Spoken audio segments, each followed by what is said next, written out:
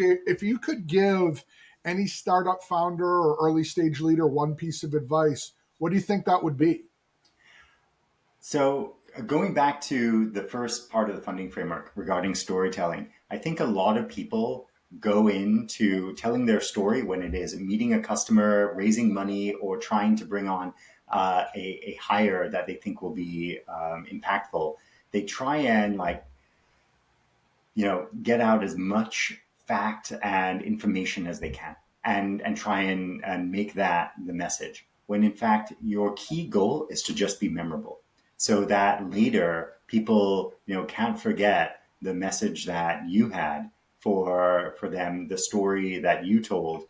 And that way you get the call back to the partners meeting at the fund, or you get to be top of mind and the first choice for an employee because they want to work with you and the story and the mission that you have. So that would be my top advice is to tell a powerful story that is memorable.